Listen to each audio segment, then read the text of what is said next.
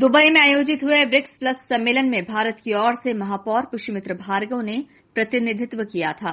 इस दौरान भारत की ओर से पुष्यमित्र भार्गव ने सम्मेलन में हिंदी में चर्चा करने की बात उठाई है।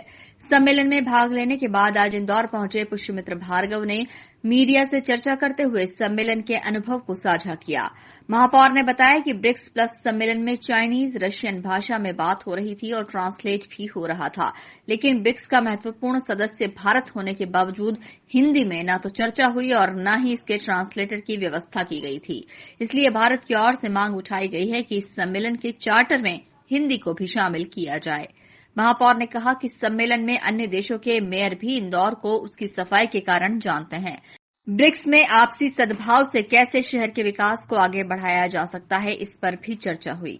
ब्रिक्स देशों के जो प्रमुख शहर है, विशेषकर रशिया इसका चेयरमैन था, तो वहाँ के कजान के मेयर ने ब्रिक्स प्लस सिटीज़ की कॉन्फ्रेंस दुबई में आयोजित की थी, जहाँ देश के बड़े शहरों के बीच में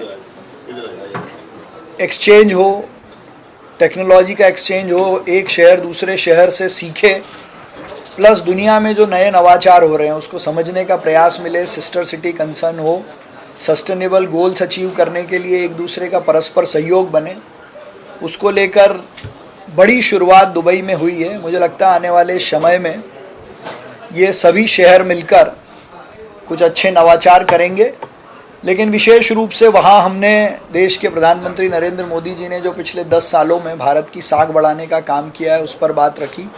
एकात्म मानववाद, इंटीग्रल ह्यूमनिज्म के आधार पर दुनिया में विकास हो और विकास अंतिम आदमी तक पहुँचे, उस आधार पर ये सब शहर मिलकर काम करें। और एक जो पूरे एजेंडा में वर्किंग लैंग्वेज में हिंदी नहीं थी, उस विषय को भी मैंने उठाने का काम किया है कि वर्किंग लैंग्वेज में हिंदी भी शामिल हो, क्योंकि जब रशिया की, चाइना की और इंग्लिश भाषा अगर उसमें है और भारत जिसका बहुत प्रमुख सदस्य है, तो हिंदी का भी उसमें होना बहुत ज़रूरी है।